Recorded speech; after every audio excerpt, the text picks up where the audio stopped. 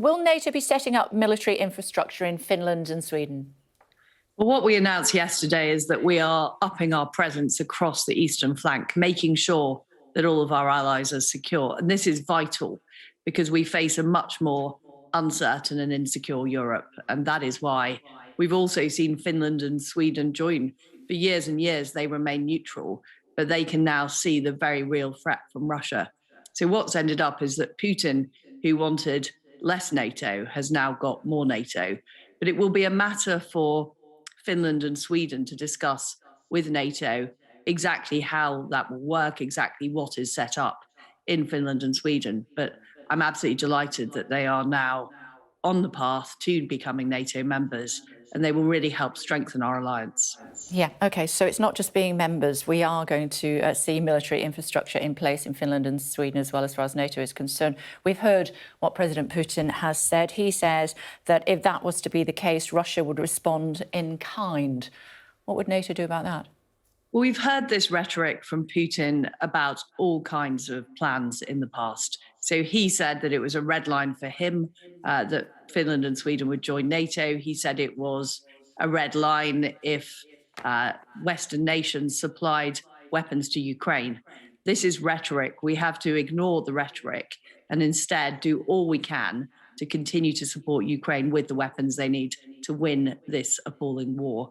Because if we don't, it means that there'll be much greater threat for European security in the future. Today, we've announced an extra £1 billion of military aid to Ukraine to help them push Russia out of their territory. And we have to focus on keeping going, keeping the support going to Ukraine, keeping the sanctions on Russia, and really ignoring the rhetoric from Vladimir Putin. What matters is what happens on the ground. But the rhetoric is now ratcheting up to Cold War levels. During the Cold War, our spending in the UK was 5% of GDP. How much more would you like to see an increase of the spending as a percentage of GDP here in the UK?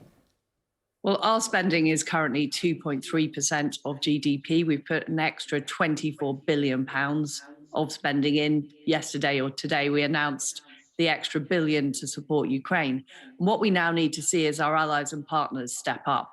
Because the figure you quoted, Kay, is a figure for NATO overall. Some partners are still not spending the 2%. I see the 2% as a floor. It's a minimum.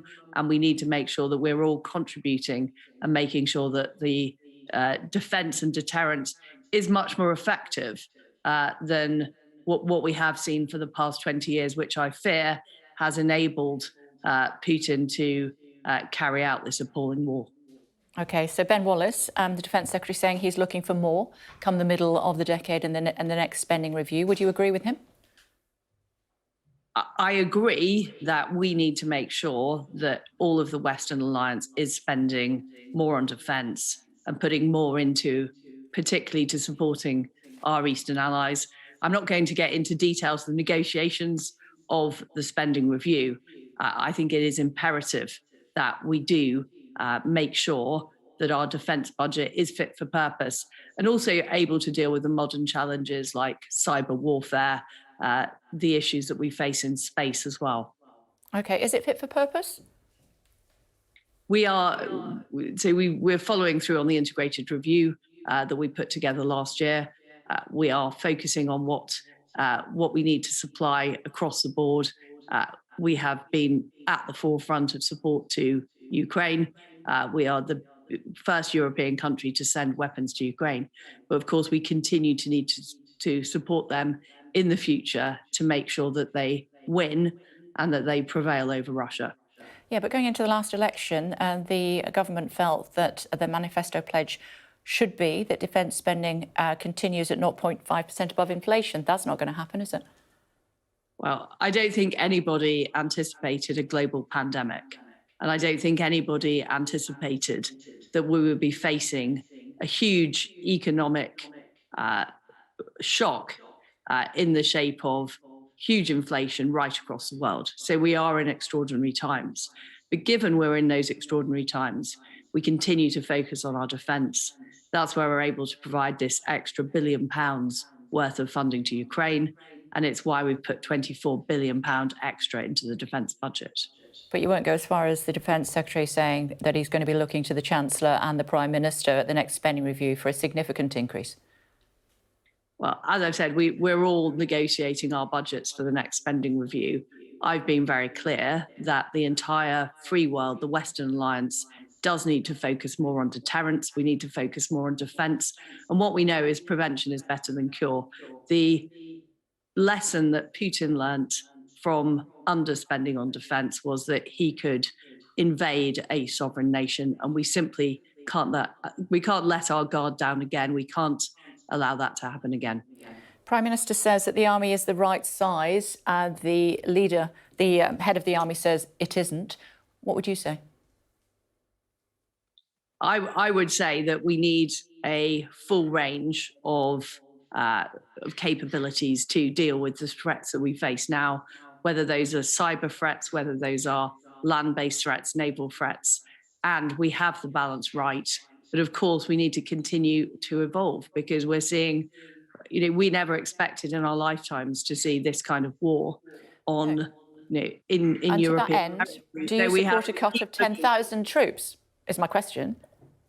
I support our plans on defence, but what I'm saying is we need to continue to evolve them as we face new and different threats. And I don't think any of us expected to see this type of war on European land in our lifetimes. OK.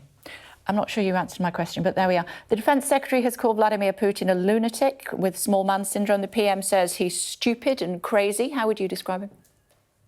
Well, what I would say is that he has ordered the most appalling crimes to be committed in Ukraine.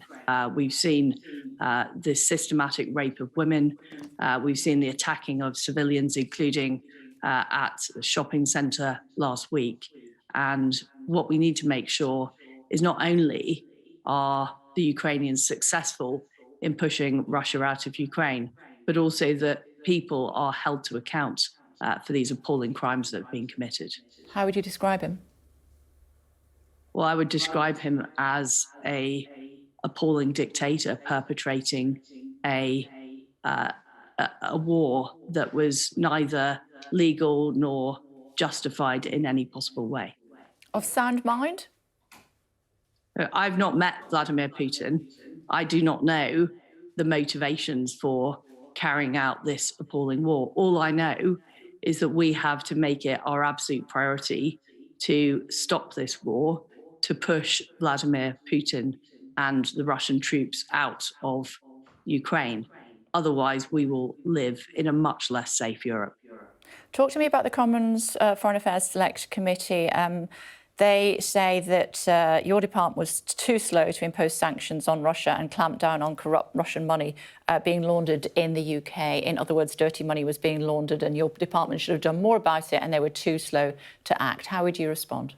Well, we have sanctioned as a country more individuals and entities in Russia than any other government in the world.